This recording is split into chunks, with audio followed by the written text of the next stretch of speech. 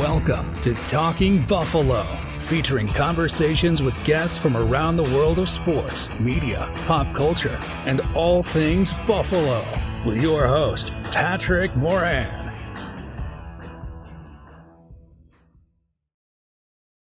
All right, what is going on, everybody? How you doing? Welcome to another episode of Talking Buffalo, your weekday daily driver for Buffalo Sports Talk and more. My name is Patrick Moran. Big thank you to everyone out there, as always, for watching and for listening, for following, and for subscribing. I do appreciate y'all very much. Today's episode is sponsored by Imperial Pizza, 2 locations, the South Buffalo staple, of course, 1035 Abbott Road, and also their newer location on Main Street near Canisius College. Make sure you go check them out. Some of the best food in Buffalo. Plenty to talk to or about, I should say, today with the Buffalo Bills. And I'm brought in right now by my guy, Matt Warren from SB Nation. Didn't get to have you on last week on the account of stupid COVID, but I do feel, for the most part, much better now. Still kind of got a little lingering thing in my throat, but besides that, all's good, man. It's October 1st, by the way, when we're taping Surrey. Can you believe it's October 1st already? It's crazy to me. Well, especially with how nice the weather's been. We're not into sweater weather yet, and it's October 1st already. It's not soup season for my Seinfeld people. We're getting there. That's We're right. almost there. Shit, that's right. I forgot about that. Are you a Halloween guy? We're gonna get into plenty of Bill stuff. By the way, I gotta ask you this though, man. Are you a Halloween guy? Like, this is the time of year, if they're not already up, where you're gonna see Halloween decorations all over the place, pumpkin spice all over the place, man. Are you a Halloween dude? Yeah, my wife and kids are very big Halloween decorating people. I'm more of the Buffalo Bills decor. I don't know if you have seen what's going on around me, but no, so we have a lot of that stuff up. We did like the floating candles one year with like the fishing line that you could turn on with the magic wand and all that stuff. So we like to decorate for Halloween around here for sure. I'm just not a Halloween guy. I've said I might protest Halloween and put up my Christmas decorations. Oh wow! Up on October 1st, just to protest all the Halloween stuff. But on a serious note, by the way, too, man. I mean, you're a content creator. I mean, you do rumblings. You're with SB Nation now. If you're a content creator out there and you really want to get your character tested or your credibility tested, post or podcast after the Bills have a really bad loss and be unafraid to be objective, unbiased, and negative, because these last couple days I've gotten it from the peanut gallery, man. A little bit on Twitter, but especially on Bills Reddit. Holy shit, man. You put up something. I put up a couple video clips, one of them being negative about the safety position with DeMar Hamlin. Some talk about the defensive tackle position, which we're going to focus on today. And they come out of the woodwork to get you. Like, oh, I guess they'll give anyone a microphone or a camera in their house now. People make fun of the way you talk. It never ends, man. When you lose and you post, you're going to get it. I mean, everybody does have a camera in their house, for the record, and a microphone. But that's not the issue with you, obviously. But everyone has a podcast. I mean, I don't know how you could watch that game and not be like, the Bills got smacked around, at specific positions too. Like, I don't know.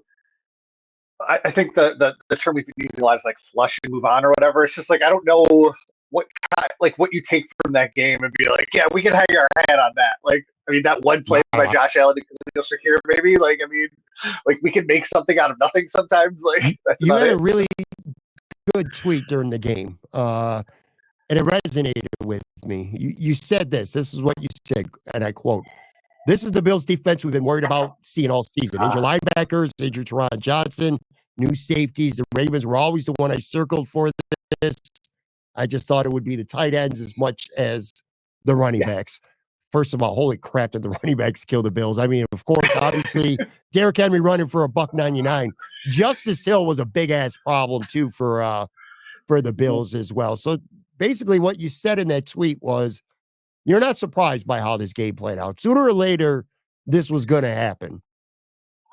Yeah, and we talked about it. It was 2 weeks ago when we were Yeah. talking about the sustainability of the linebackers being able to keep playing at the level that they were playing. Like, it's one thing to do it against, the Jaguars and their offensive line. It's another thing to do it against the Ravens, who have built their entire being around that running game.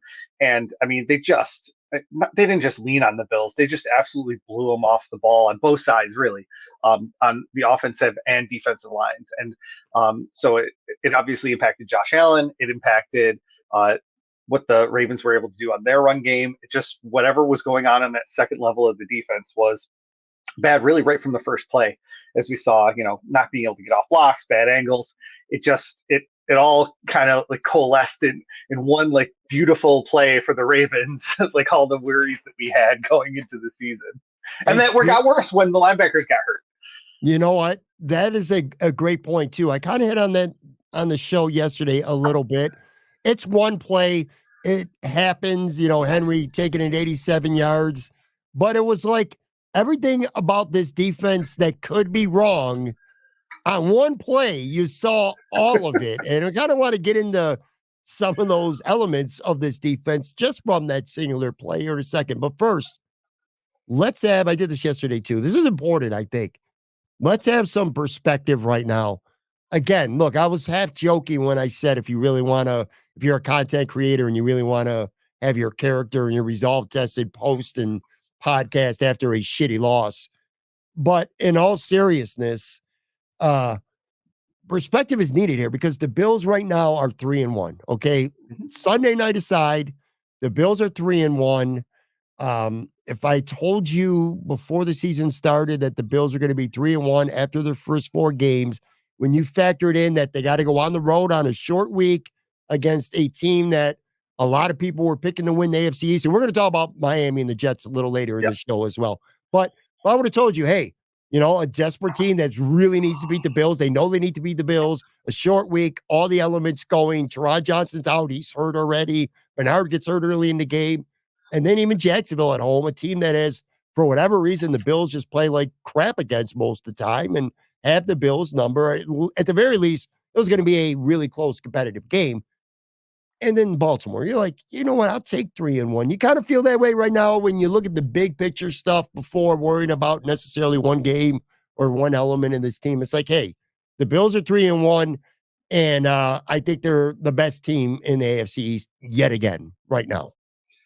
Yeah, and it's funny because like against the Jaguars, I wrote my game recap in like the third quarter, or I started writing it in the third quarter. In this game, you could also start writing like your post-game content in the third quarter for other reasons. But as soon as I got the post about the Bills being blown out for the first time in however many years it was, like 3 years, whatever, I'm just sitting here like watching the very end of the game, watching Twitter, seeing like all the like negativity circling, and I'm like, F it, I'm gonna write the Bills playoff picture right now. Like, it's October 1st, the Bills are in first place in the AFC East. Like, it's funny, our analysis at work, we power rankings are so huge in September because nobody has like records to lean on anymore. But like once you start getting into October, like playoff picture stuff starts coming up the Google Trends, and like power rankings start going down the Google Trends. And so like I kind of jumped the gun a little bit. I don't really like posting like the playoff picture October 1st, but like I was trying to add that perspective as well. And it was more for me than anybody else. I'm like, yeah, the Bills are in first place. The Jets just lost to the freaking Broncos. The Dolphins are in a tailspin right now. Like, it's just, yeah, there's perspective to be had. There is. And look, and again, we'll talk about those teams in a little bit. The Jets did lose at home. Not only did they lose at home, they lost to the Denver Broncos and didn't even put up 10 points. And Miami is just a clown show right now. I mean, it's weird. It's almost weird. I know they lose their quarterback, but that aside, it's almost weird how bad a football team can get so quickly. So you're still in really good shape. And again, the Patriots, they're competitive, but they're not going to win the division. You know what I mean? So you're still in a really, really good position. You won 3 games already, and things are looking up for you. Okay. But I want to talk about, a few things. Like, again, let's go back to that Derrick Henry play. I watched it on the All 22. I watched it from both angles, and I watched it about 70 times. I'm not joking either. Well, maybe 70 is a little bit of an exaggeration. But what I noticed about that specific play, 7 Baltimore Ravens blockers blocked 7 Buffalo Bills defenders, one-on-one, no double teams. And if any singular Buffalo Bills defender wins their rep, that play, probably, at the very least, it doesn't go for a touchdown. Maybe it's a 10, 12-yard gain or something. And I kind of want to start with the defensive tackles because, and we're going to talk wide receiver, safety, their problems. You know it. I know it. Everyone who follows the Bills, they know that. Not really unexpected either. I would say a lot of content I've talked about on this show. I know a lot of stuff you've written about, a lot of stuff you follow.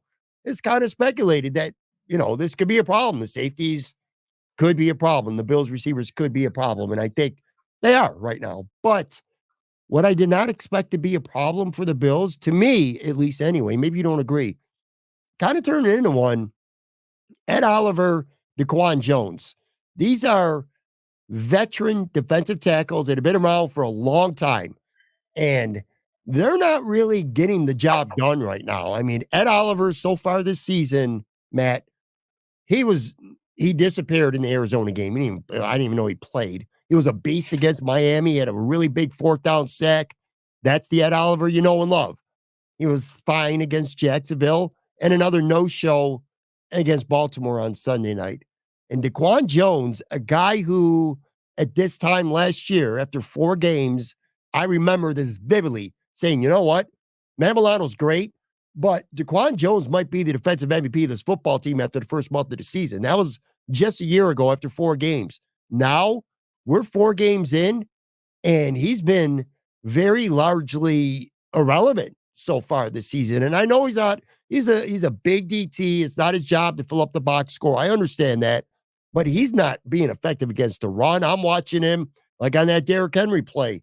The center or the guard, I should say, just set him up and moved him and sealed him out of the way effortlessly early in the game. First play of the game for the Ravens offensively.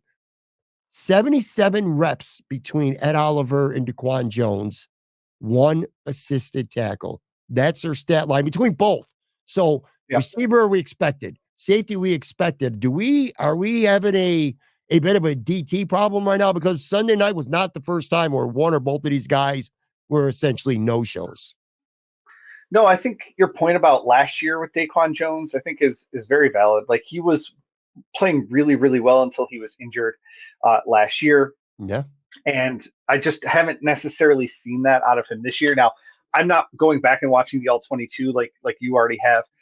So I'm like missing like some of those, the hidden plays and things like that. He certainly hasn't been disruptive. And you said that like on that it was a one-on-one block on the Henry run. Like at worst, you would expect a guy like DaQuan Jones to be eating some double teams on plays like that. Right. And freeing up some of those linebackers to make plays behind him. And I don't know if we've necessarily seen that.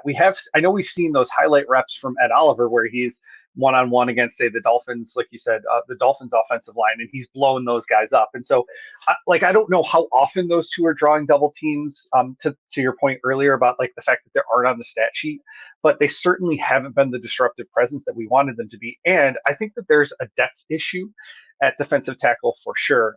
Oliver was playing a ton of snaps last year. He's down to 60-something percentage this year as opposed to up in, like, the 70s. So that's good, but, like, when those backups come in, are they really providing that kind of next level play that we need from the second wave, as opposed to like that big step down we see from Oliver and Jones too? I feel like, look, when it comes to Ed Oliver, I kind of feel like we've seen this show before. He's going to step up at some point. Like it very well could be this Sunday in Houston. He's going to have not just one game. He's going to have a string of games where he's a really disruptive force. He'll probably get 3 or 4 sacks in a 3-game stretch, something like that, to get him up there. He'll make noise out there, and that's a good thing. And then he has games like Baltimore. Unfortunately, they just seem to come at the wrong time. I mean, I think we all know that story with Ed. Are you concerned right now with DaQuan Jones that given the fact he's 32 years old, been hurt enough in his career. He's going to be 33 in just 2 months. He's turning 33 in December. Are you starting to get a little bit concerned? When you look around the league right now with a lot of the former Bills that Brandon Beane said goodbye to this offseason, Trey White, a shell of himself right now with the Rams. Jordan Poyer, a guy who, man, I love Jordan. I tweeted about this on Monday night. I love Jordan Poyer. He's one of my favorite Buffalo Bills of all time. Dude's just an animal. He's a warrior. I respect him so much for what he did for this organization. But he is awful in Miami. Like, he's washed. He's cooked. He got hurt at the game, near the end of the game on Monday night. But I looked up PFF, and I know PFF's not the end all, be all by any means. He is quite literally the lowest rated safety in the NFL right now. And he looks that way. He looks cooked. Yeah. He's just done. And I hate to say it, but that's what it is. And there's other guys too. Mitch Morse, what, blah, blah, blah. We keep going on. Is DaQuan Jones one of those guys right now that at 32 going on 33, are you legitimately concerned that maybe his play is starting to fall off a cliff like a lot of these former Buffalo Bills are? Difference being, of course, he's still a Buffalo Bill. Yeah, I mean, I don't think that that's a bad take. I don't think that that's out of the question. I'm kind of hoping that he'll sort of like round back into it as the season wears on. But, like you said, he is on the older edge of things. They are able to move on from him relatively easily after the season if they want to. I think, Sure. That's only $2.25 million of his 25 salary is guaranteed. So like they could move on from him relatively easily. I'm more concerned about like, how are they going to fix it now? And if he isn't going to keep incrementally getting better over the course of the season as it wears on, like that's going to be a problem for them. They have decent waves of pass rushers that they can throw at people. You're going to get Bernard back. You're going to get Taron Johnson back. Like the safety stuff, hopefully Cole Bishop can keep playing kind of at that like, replacement level and like move on in his rookie season. So like there's like parts of the defense that you're looking at and you're like, I think this is all going to kind of round into form. But if they can't figure out the defensive tackle stuff, like there's not somebody that they're going to be able to sign now or bring onto the team now that's going to like really elevate, especially the starting defensive tackle position, but like even kind of like reinvigorate the depth options. I just don't see like somebody coming in and being a significant upgrade for them. Yeah, I just, when it comes to DaQuan, and I know a lot of people are going to push back and say, well, he's a big defensive tackle, basically a nose guard, and it's not about sacks. That's true. But you know what? I remember last year, he did get a couple sacks. He was clogging up lanes. He was making plays. And so far, just nothing. And look, and again, I'm trying not to overreact so much from one game, but this isn't just one game to me. I'm looking at this season so far, 4 weeks in. And to me, the teams that have played the Bills, you go to Arizona the first week, they were running the ball well against the Bills, and James Conner was having a good day, and they just kind of stopped in that game. Just bad coaching. Miami, Devon H.M. was doing some things against the Bills. They were having some success running, and they put the ball too much into his hands. McDaniels got cute. Jacksonville, the Bills defense was just really, really good, and Jacksonville couldn't do anything. Baltimore, this was their strength. And this, the run defense is kind of the Bills' weakness. But, man, oh, man, you're right about getting Bernard back. That's going to be big. Getting Johnson back is going to be big. The edge rushers playing better will be big. But at the end of the day, if you got a C- to a D effort or production, I should say, from both Ed Oliver and DaQuan Jones, you're going to be in a lot of trouble. Because even if you know it's coming, you physically got to be able to stop it. And I'm really starting to have concerns, especially with DaQuan Jones. And look, I'm a DaQuan Jones guy. Going back to free agency, he was my number one priority for the Bills. I'm like, bring this dude back because I remember the first month of the season last year. Dude was a beast. Mm-hmm. Not so much right now. Some news, too. You talked about the depth of this team, or the defensive tackle position, I should say. It's also worth noting, again, 4 weeks in, I don't know what the bar should be for a third-round rookie, but DeWayne Carter has been really quiet through this first month, like barely noticeable. I'm not saying that, it's not necessarily something to worry about, but you want him to be a little more productive off the bat, and he hasn't done much at all. Yeah, we were talking about that I think it was during the game Sunday night, that um, we don't even know if we'd heard DeWayne Carter's name on the broadcast at all. Then, like at one point in time, he was in on a tackle or something, and they finally said his name for the first time all season. But I was surprised that he's played 30% of the snaps, because I had not seen him make, Right. like you said, any impact really. Like I didn't even know he was out on the field for that much. Right. Well, I didn't know, unbeknownst to me, until Joe Biscaglia from The Athletic brought it up on Tuesday, minutes before we actually started recording this podcast. But Austin Johnson didn't have a single rep after 5 minutes into the second quarter. Nothing was reported during Sean McDermott's presser on Monday about an injury. However, Joe thinks that it could be injury related. So that's certainly something to monitor. Maybe by the time people hear this podcast, we'll hear something about this, because it is of note that the Bills actually did sign somebody on Tuesday morning. Zion Logue, a 6th-round pick this past year out of Georgia. The Bills signed him off the Atlanta practice squad, and I believe that means they got to sign him to the active roster, I think. Although, Yes. and again, this is just minutes. Well, yeah, for sure. But Atlanta, if they don't have to keep him, like if Atlanta wants to keep him, then the Bills would have to sign him to the practice squad. If they wanted to let him just go, they could let him go. I don't think that's the case, though, so I would expect him to be on the Bills' 53-man roster. But this Right. guy, a far lesser version, literally a rookie, but he's a DaQuan Jones in the mold, like big dude, you know? He's like 6'5", 314. Interesting Yeah, that they did that. yeah, he's got I talked to our Falcons blogger before we started recording this, Gina Yeah, Thomas, over at the Falcoholic, one of my favorite names of a blog of all time. that is a cool And name. she said he's got plus athleticism but not much experience. He was only a starter for 1 year at Georgia, but definitely has potential. So I mean, obviously it's probably more of a long-term play than a short-term play um, with him, but we'll see. Like I said, I don't know if anybody's going to be coming in, on October 1st and making a substantial change Sure. to what the Bills are doing on the defensive line. It's unlikely that those players are available right now. Sure. And I talked to a player for the Atlanta Falcons. I'm pretty sure if you know me and you know the show, you can figure out who I'm talking about. But I asked him about him. I said, "What's the book?" I said, "Give me the book on Zion." And what he said was a big body, not super fast or twitchy, but he could be stout, and he could be real stout in the run game. Let's just I hate speculating, because this might not, people are going to listen to this on Wednesday and maybe it's not an injury. But if it is an injury to Austin Johnson, now you're talking two rookies as your two backups, primary backups, to two guys who, again, I'm just talking, I feel like are struggling right now. God, this is worrisome to me. I don't want to say the Bills have a defensive tackle problem, because Ed Oliver and DaQuan Jones are good football players. They're just not playing well right now. So it's not just them, though, by the way. The defensive, just the line hasn't been. Groot was the AFC Defensive Player of the week 1 against Arizona. He was an unstoppable force, and I thought he was decent against Miami, but kind of quiet since then. Von Miller was really good the first 3 games. He only had 9 snaps on Sunday.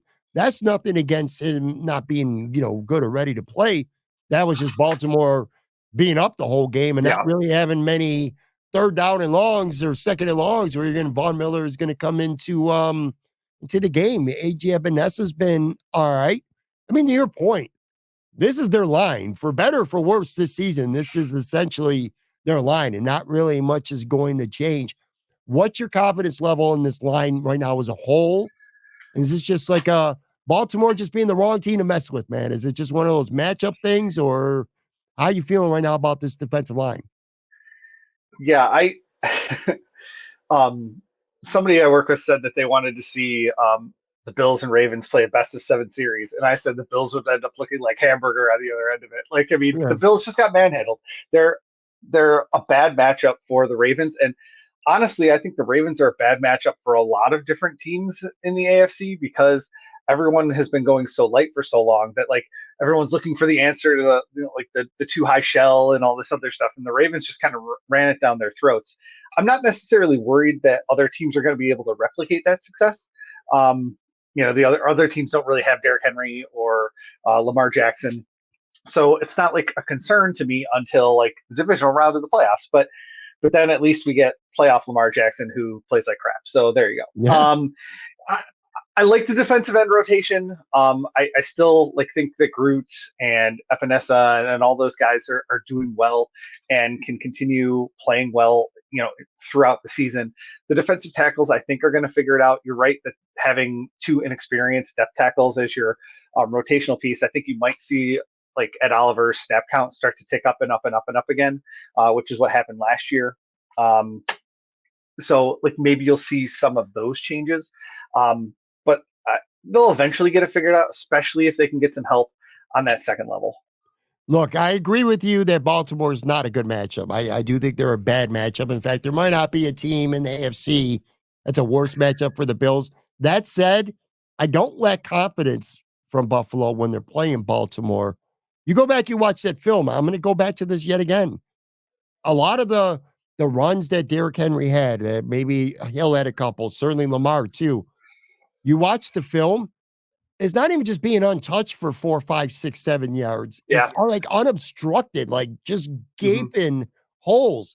And I can't express enough, at least based on what I saw. Maybe a Joe Marino or Cover One people will disagree, I guess. But there were lanes wide open in the middle because the defensive tackles just were getting zero push whatsoever. So if this is the game you're going to get out of Ed Oliver and DaQuan Jones, and you play the Ravens 10 times, then they are going to be hamburger on defense because they're not getting any penetration. I don't care if Terrell Bernard and Teron Johnson are the guys back there. If Derrick Henry's got a 5-yard, running start at you, untouched, unobstructed, bad things are going to happen to this defense. So it's just a matter, I think it starts in the very middle of this defense and just simply playing better. The difference between that and wide receiver or safety, where I think there's problems on this team, is I believe as hard as I am on Ed Oliver, I still believe in him. He's going to have good games. I know he is. DaQuan, assuming that, again, he's not that guy who's fallen off a cliff like some former Bills have this season, I think ultimately they're going to be fine. But it's certainly something to talk about and worrisome as well. Anyway, I'm going to take a real quick break, come back on the other side, get to a couple other Bills things. Then I want to talk a little bit. We got an SB Nation guy in there. We're going to talk a little bit around the league, or at least the AFC as well. So be right back.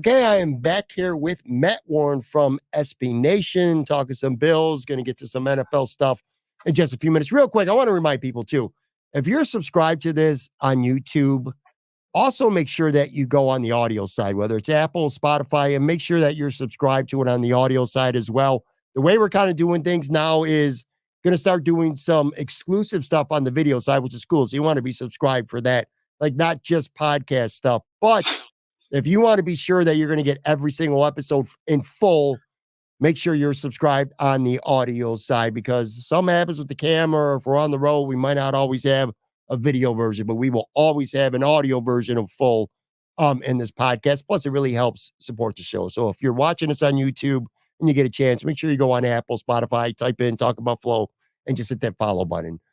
That's it. All right, so we're talking about the defensive line the first half of the show. Again, a problem in Baltimore, maybe not a problem going forward. Offensive side of the ball, what's up, Matt, with Curtis Samuel right now? I'm at a loss. I'm a little bit befuddled. I mean, the Bills just never seem to figure out this type of player. It looks good on paper when you sign him, and then it just doesn't work out. We saw it with Deontay Hardy. He was supposed to be that guy, who could bring a different element. We saw it with Naheem Hines.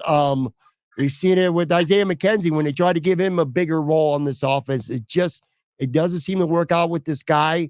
Curtis Samuel, who had good success with Joe Brady in 2020 with Carolina, a complete non-factor so far. 8 catches for 47 yards this season, two carries, 7 yards. Why are the Bills not effectively, so far anyway, finding a way to be able to use this guy? Yeah, he's barely on the field. And so it's not even like, you can't even be like, flow of the game, whatever nonsense like you want to spew out. But like, they're just not using him in the game plan at all. Joe Brady was asked about it on Monday. I said he has to do a better job of getting the ball in Samuel's hands and making sure he has enough snaps to do that. So, I mean, they're talking about it, but I mean, I think it's pretty clear that they either don't know how to use him or don't want to use him. And so we'll see like kind of how that changes going forward. I really don't have an answer other than they're just flat out not game planning for him and not using him. Yeah, and turf toe I know was a problem during the preseason with him. Yeah, but that was a long time ago. Like, yeah, I was just saying, it doesn't seem to me like when he has the ball in his hand or when he's running around that that seems to be lingering with him at all. Again, just like I hate speculating with Austin Johnson, because we're taping this on Tuesday and the Bills wouldn't even return to practice until Wednesday. So it won't be the late Wednesday when we probably get a report on him. But Khalil Shakir is day-to-day with an ankle right now. Nick Alex Brasky said he saw him in a walking boot in the locker room after the game, but promising news with Sean calling him day-to-day on Monday. But what I'm thinking is this.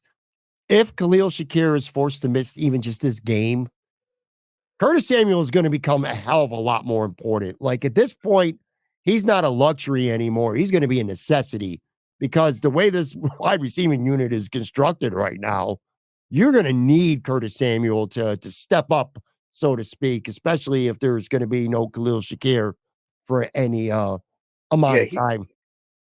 He's supposed to be your yak guy, and like they're just not doing it. It feels like, for whatever reason, like they're using that Shakir in that underneath space.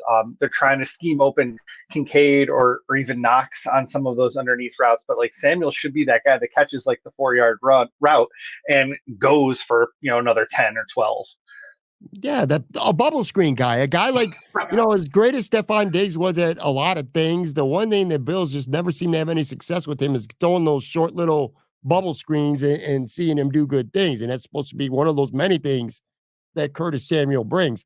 I don't know, man. I thought it was a weird signing, even when they did, just because they kind of got the same sort of player in a way with Shakir, like two primary slot guys. It just always felt weird to me. And so far, it's just not working out. Let me ask you this about Keon Coleman. Are you more mad that he dropped the bomb in the second quarter that was right in his hands, or are you more encouraged they made a couple nice catches in the second half to make up for it? Well, I was obviously disappointed when he let that one go through his hands. He adjusted his hands as the ball was in midair and just didn't come down with it. I was encouraged to see a back shoulder throw. I like having that at our arsenal, which is not something we've like seen a whole lot of over the last few years. Is like, him stopping on dime doing that back shoulder catch. So I guess I was definitely more disappointed that he dropped that pass just because of like flashbacks of Stephon Diggs in the playoffs and all that stuff. But or James Cook dropping long bombs. But I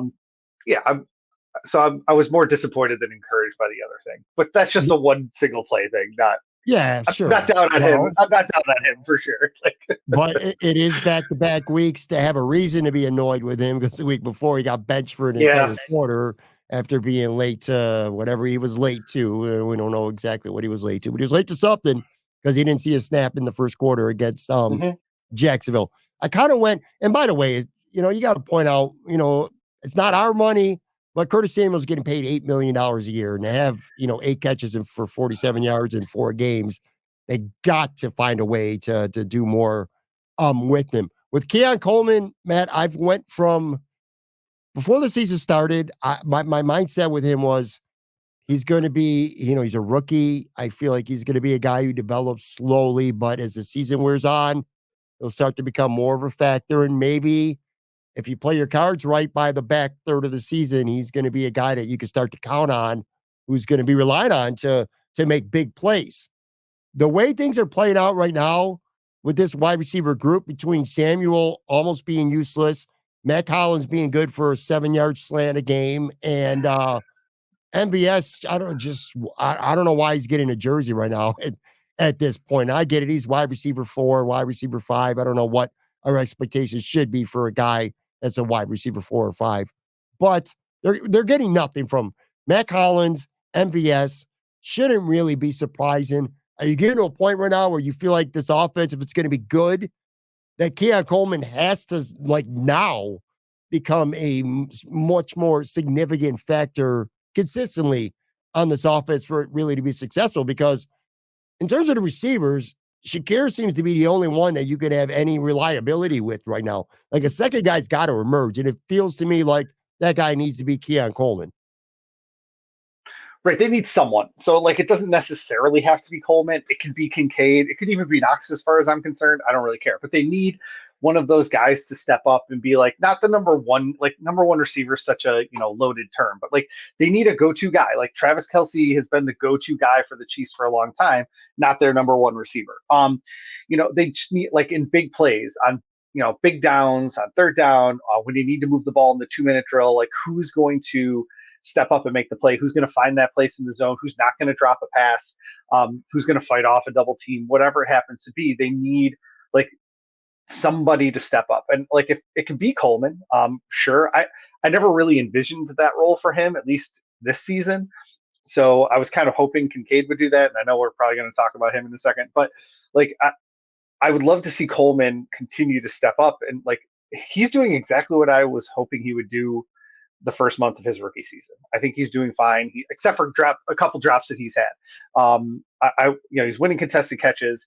He's, not creating a ton of separation, but like he's getting his feet under him. And he's doing kind of what I expected from him. Yeah, for sure, man. Look, if I have an overreaction from just one game, it's like, take that everybody eats and throw it in the garbage. That's my admitted overreaction just from one game. I'm mostly joking, but I do think they're going to need more from him because my confidence level has went from a 6 or 7 in Hollins and MBS to like 2 or 3. I just don't think these guys are going to be factors. They may make a play here and there, but on a consistent basis, I just don't see either of them being a factor. Keon Coleman potentially could be. Dalton Kincaid. All right. Now, this is your first round pick. And for everybody out there before the season, including myself, probably you as well, who said, well, you don't need a number one wide receiver. Dalton Kincaid is the de facto number one wide receiver. Again, small sample size, but not that small. And we're 4 games into the season now. So, it's almost a quarter of the season. Dalton Kincaid, 4 games, 13 catches, 132 yards, 1 touchdown. Some of those catches have literally just been dump offs, and then he runs after the catch for 4, 5, 6 yards, kind of almost like a running play in a way with him. Why are we not seeing more from Dalton Kincaid right now? And is that something that you're not really worried about? You expect things to change, or is this something to be legitimately concerned about? He's kind of just being a safety valve right now, mostly. Yeah, Bruce Nolan and I talked about this a little bit before the season because, when you're looking at some of the fantasy football previews that have, Kincaid with 100 catches or even 100 targets, and I just didn't necessarily see that. At the end of last year, when Dawson Knox and Dalton Kincaid were both healthy, his usage was kind of like what it is now. It's like 60% of snaps. It's not up in this Sam Laporta 80% range. Like it's just not enough snaps for him to be the leading receiver on the team. So like if you take those 13 receptions, 132 yards, it's on the low side of what I expected, but it's still in that 60 catch, 600 something yards type of range. I was, kind of hoping he would be 60 catches, 800 yards, but somewhat up there. But that was always a little bit of a pipe dream. We saw, at least in the first week and through the first part of the season, that they're double teaming him a ton in the red zone. Even the touchdown pass he caught, he was double teamed on. And it was, remember the broken play where he's running along the back end of the end zone and makes that really acrobatic catch. It's not like the skill isn't there, but they're keying on him in those big moments. And so they've got a linebacker underneath and a safety over the top on him. They're bracketing him. Against the Cardinals, there was one play where there was 4 Cardinals jerseys right around him on a third down. They're it wasn't even bracketing. It was boxing him in on that third down. The Bills converted it because 4 guys were paying attention to Dalton Kincaid. So I think that's part of it, is that defenses are keying on him, and as a guy like Keon Coleman opens things up, or a Curtis Samuel even, or even Khalil Shakir to a lesser extent, because defenses have been game planning for Shakir too, but like Sure. as they have to start paying more attention to some of those other guys, I think it's going to open up a little bit more for Kincaid. But like I said, he's still only playing 62% of the snaps. So he's not going to be up in that Sam Laporta range where he's getting, like a lion's share of the targets from a passer. He's still ahead of Shakir as far as snap counts go. So, I mean, he's definitely splitting time with Knox, and, that's going to eat into some of his stats. Yeah. And look, man, you want to talk about guys needing to step up? It will benefit Dalton Kincaid. I think you're going to see much better stuff going forward from Kincaid. But to do that, you need a Curtis Samuel or Keon Coleman to continue to develop so that the defense has to respect them more and pay more attention. Right now, it's like Kincaid and Shakir, and I ain't going to worry about nobody else on this offense in the passing game anyway. It's kind of how it feels. And by the way, since we're kind of throwing some shade, or at least I have been all week long, about some of the shitty performances from Sunday night, I'd be remiss if I didn't include Dalton Kincaid a little bit. We're a lot of people were mad that Sean McDermott punted on that first drive, 4th and a yard and a half from like around midfield. You can have your opinions on that. That's fine. But you know what? If Dalton Kincaid doesn't drop a 32 pass, the Bills aren't forced to make a decision on 4th and short if they're going to punt. Sure. So, first round pick, got to make that catch, man. His battery mate, Dawson Knox, 1 target, no catches. He's got 3 catches for 30 yards this season.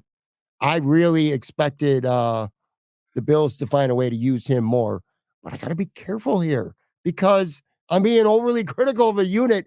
The Bills came into this game literally leading the NFL in scoring. You know what I mean? So It's kind of got to keep things in perspective. But last Bills point they're still second in points. Like, I mean, It's all going to even out, but like at some point, like you need like.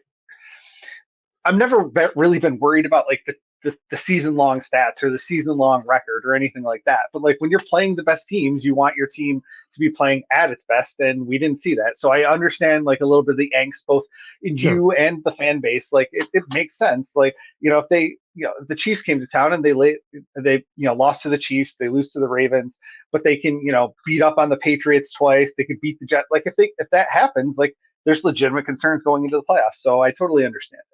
Yeah, look, I'm not worried about the offense, man. The offense is going to be fine. I'm confident that Shakir is going to be good. I'm confident Kincaid will step up. Coleman will do some things because I'm confident in Josh Allen. At the end of the day, he just to me, in my opinion, I said it yesterday. I'll say it again. I think Josh Allen is the best player in the entire NFL right now. Anyway, that's one thing we haven't talked about. That the Ravens did just such a pristine job of keeping Josh Allen locked into that pocket. Sure. For the most part, the one play, the big play down the sideline where he's like, hovering over the sideline and chucking it down to Shakir was one of the plays that he did get out of the pocket. But they did the same thing that the Bills always try to do and keep the guy in the pocket so they can play man behind him. Well, they just didn't have any breakdowns. The defensive line of the Ravens did not give him any run lanes so that when the back sevens in their man assignments and their back is to Josh Allen, Josh can't take off and get those cheap 6, 7, 8, 9, 10, 11 yards like he was doing against the Jaguars. And I wanted to give the defensive line of the Ravens just an absolute ton of credit. I don't know how much the Bills offensive line was going to be able to do against that because they're in pass pro. It's not like they were trying to create run lanes for Josh Allen on those, but they did a really, really nice job against Josh. They were superbly coached in this game. Mm-hmm. I thought the Bills coaching staff, especially Sean McDermott, coached circles around the first 3 opponents. And I thought it was the complete opposite. I thought the Baltimore coaching coached circles around the Bills on Sunday night. There was one defensive look. Like the Bills' nickel defense was getting gashed so bad that they had no choice but to pull Cam Lewis off the field. They put Nick Morrow on. First play action right at him. And then they ran another play, third play action right at him, bam, touchdown. Just recognition of the personnel for the Bills and the way they adjusted Baltimore. If you're not a Bills fan, it was actually fun to watch. If you're a Bills fan, it sucked to watch. That's Bill's point here. I don't want to keep beating a dead horse with my own takes over and over again. I think the Bills have a very big safety problem if those safeties are going to be Taylor Rapp and especially Damar Hamlin, a guy that I like. He's easy to root for. I get the moment, having the big interception, that movie kind of ending, the climatic ending. It was amazing. But I just don't think this guy's a starter. I think he got more than anyone on this team, with the exception of maybe Cam Lewis, got so badly exposed Sunday night in Baltimore. Cole Bishop played because Taylor Rapp got hurt. Can't really tell too much. He's a rookie. I don't know what to expect, but he looked a little more aggressive than I seen from Rapp or from Hamlin. But anyway, do the Bills have a safety problem? Mike Edwards ain't even been active the last 3 weeks. And again, this is the guy you gave money to that's not even active. I just don't get it. Do the Bills have a safety problem in your eyes? I'm very hopeful that Cole Bishop can come in and join the lineup on a more consistent basis and elevate the safety position. We always had question marks about whether Hamlin was going to even be the starter opening day, week 2, week 3. Mm-hmm. And we kept saying that, we saw a situation where, Hamlin starts the season, and as Bishop gets more acclimated, he's the one that's going to get installed into the lineup.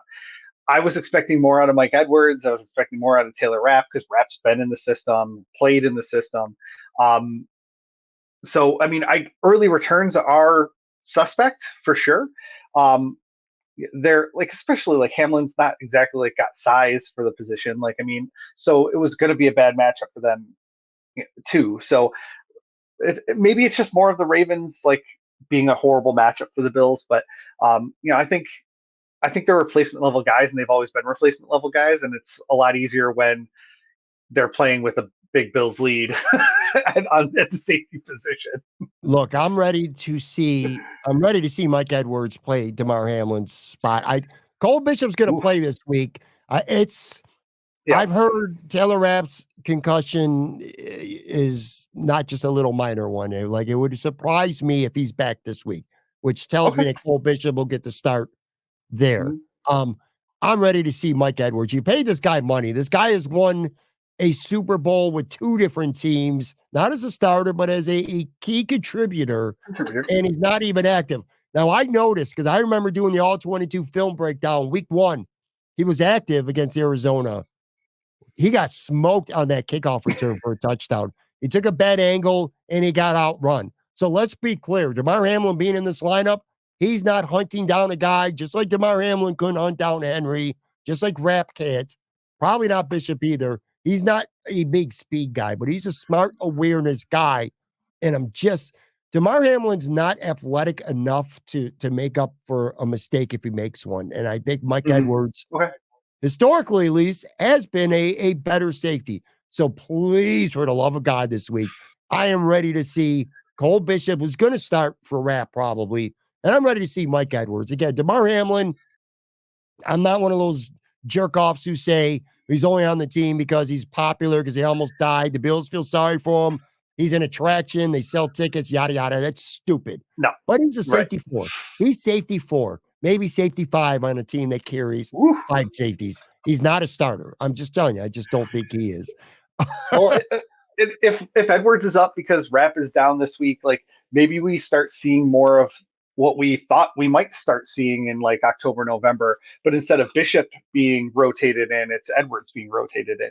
And then they're just try a few different combinations to kind of see what works at that safety position. It might not be as easy as putting Edwards in for Hamlin. It might be eventually when Rapp comes back, maybe Rapp next to Bishop is where we end up. But using those combinations to sort of figure out what is going to end up working the best when the Bullets are really flying in the playoffs.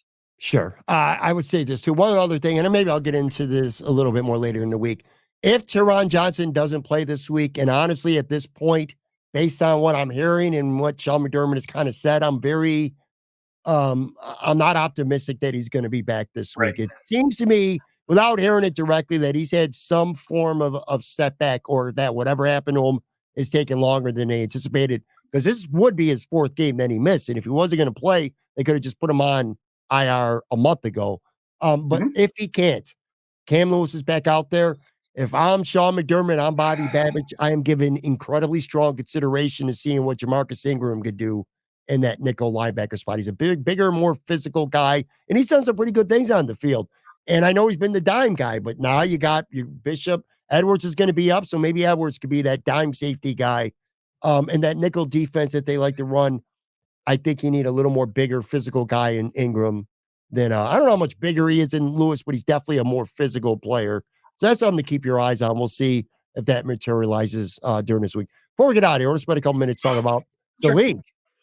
All right, so the Bills are 3-1. Not shocking, a little bit surprising in a good way, I think, coming into the season, given the fact that they were picked to finish second or third in this division. A good start for the Bills as a whole, okay? Meanwhile, in my wildest dreams, as much as I hate them and I revel in it, I can't believe the Miami Dolphins, a month into the season, to me, are toast. Their season's over. It's not even that they're 1-3 and that just their quarterback's hurt. They just got a lot of garbage veterans on this team, a lot of washed-up guys, no leadership. Mike McDaniel more or less was throwing his players under the bus after the game last night. The fans were booing their home team out of the stadium. This just seems to me like a team that just a month into the season, then their fans might want to start looking at mock drafts soon. That's how confident I am that I think Miami's done. Their offensive line is in shambles and they suck. Yep. This team's done. Are you stunned right now? Are you stunned that Miami is not even just 1-3, especially with a hurt quarterback? If you want to be a contender, you got to beat Tennessee at home. I don't give a shit who the quarterback is. Simple as that. Are they done? And B, are you stunned that they're done?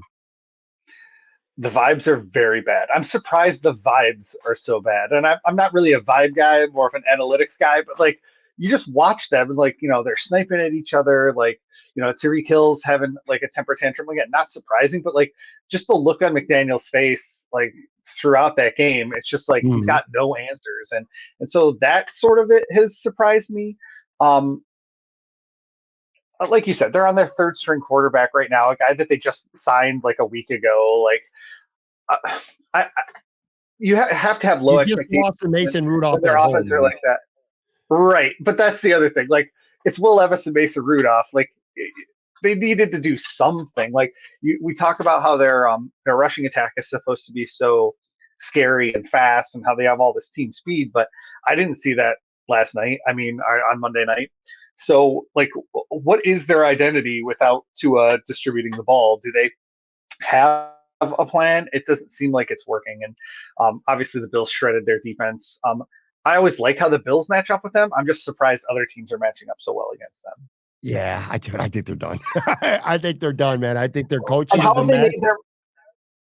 How have they made their money over the last couple of years? They've built big leads in the front half of the season and then backed into the playoffs. And so, right, like, are they really built to, make a huge run at the end of November during December? Like, we haven't seen them do that. So I got to look this up while we're talking because, I remember doing all these season previews, and in every one of them that I talked about, I'm like, the Bills, their goal should be to stay close to Miami going into the last 6 weeks.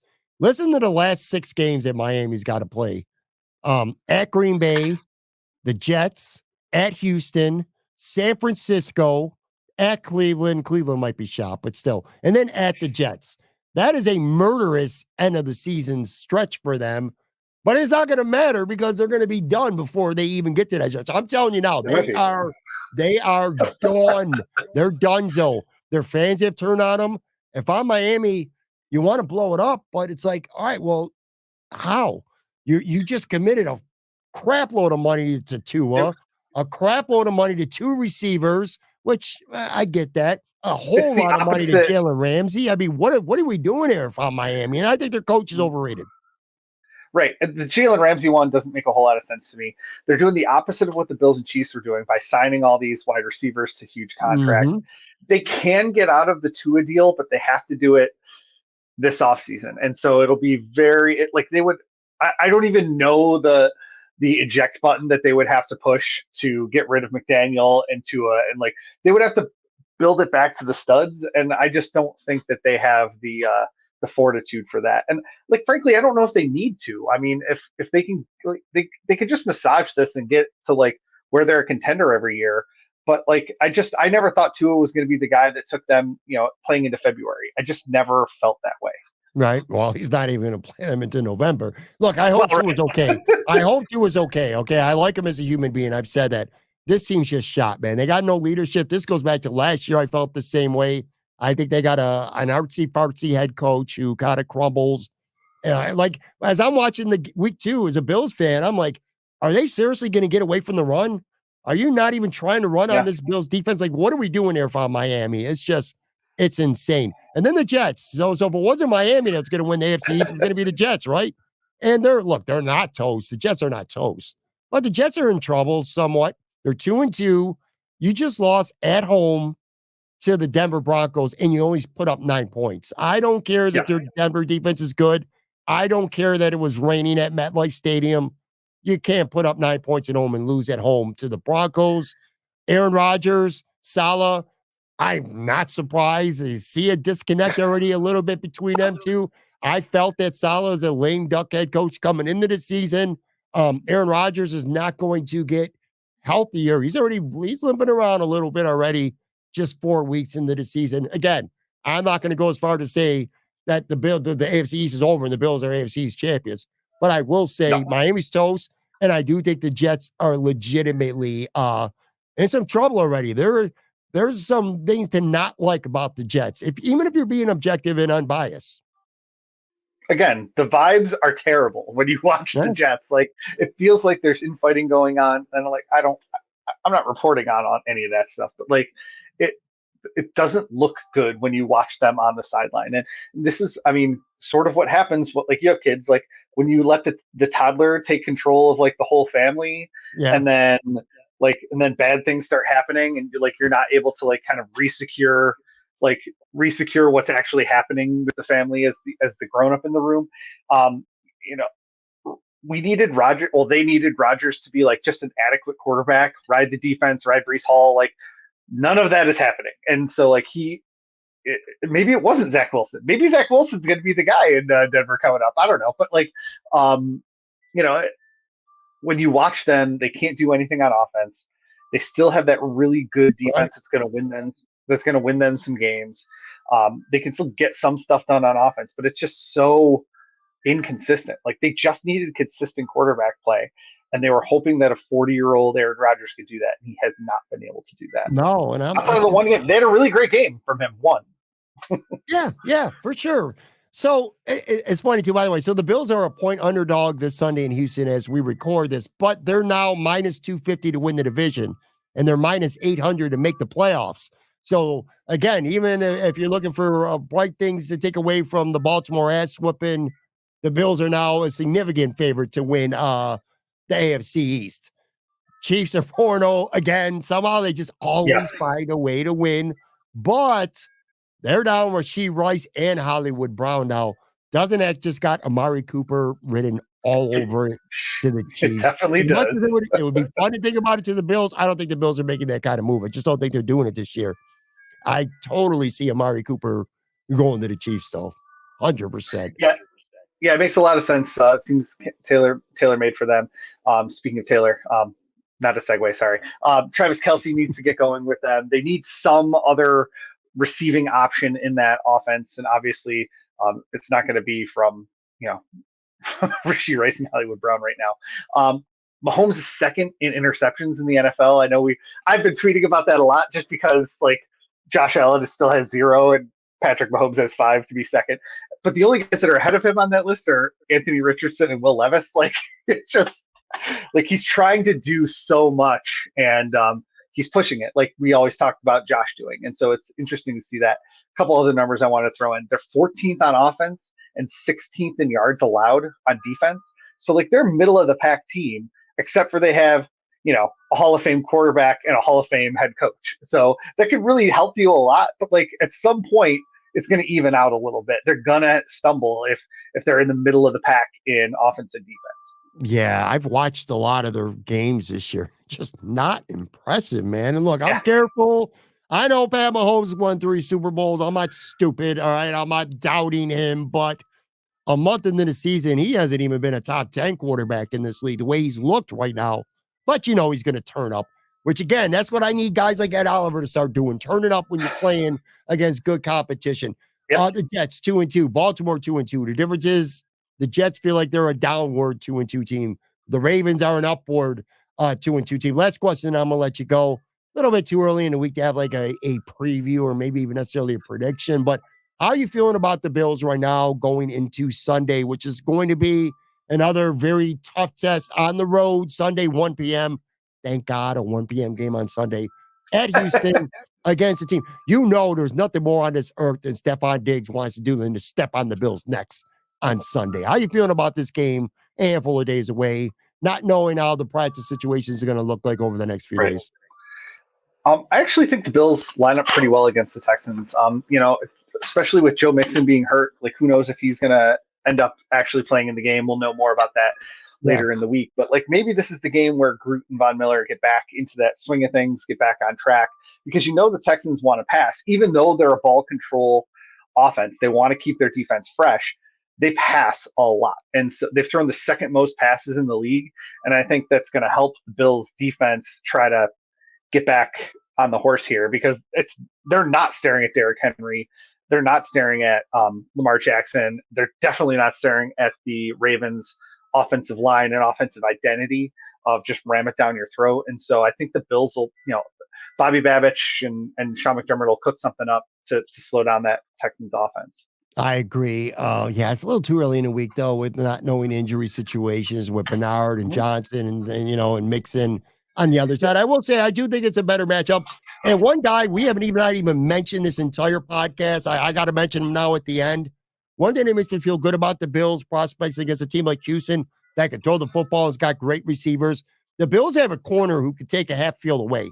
He's done that literally this entire season so far. Christian Benford has played at an elite level. So, and he doesn't really go man for man and follow a guy around. So whether it's Nico Collins or whether it's Diggs lining up on his side of the field, I have a lot of confidence that Benford will limit whoever it is that he's going to be watching. So, yeah, a little bit too early though to really get into it. I'd said this, and I still feel this way. Got to win one of these next two. If the Bills, whether it's Houston or the Jets, obviously, if you can only win one, you want to win both. But if you got to win one, you want to beat the Jets. It's more important. But give me the 4-2 after the first 6 games. A very tough start to the season with Tennessee at home in Week 7. And I feel like you're well on your way to accomplishing good things. You don't want to lose 3 in a row. I said coming into this 3-game brutal road swing, give me a victory. 1. Yeah, well, that's the 3-0. What afforded you that?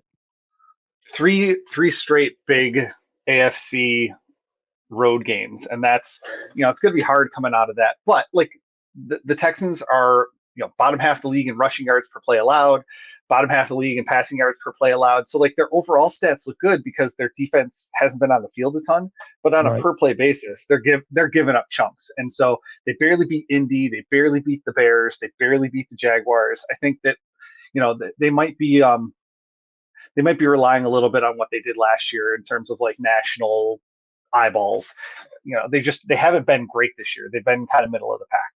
Sure. Last point too. You know what? Maybe the Bills losing the way they did to Baltimore is a nice slice of humble pie, and it might get them a little, not reading their own headlines. I think maybe they read their own headlines a little bit over this past week, going from being the underdog that everybody wrote off to literally number 1 or number 2 in every single power ranking that we saw all week long. So maybe that slice of humble pie will do them some good. We'll see. Anyway, all right, that's going to do it for this episode. Make sure you follow Matt on Twitter at MattRichWarren.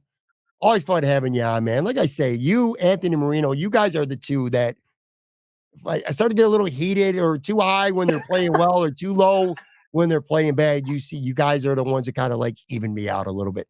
Always appreciate you, man. Thank you very much. All right, guys, I'll be back with a brand new show. Talk to you tomorrow.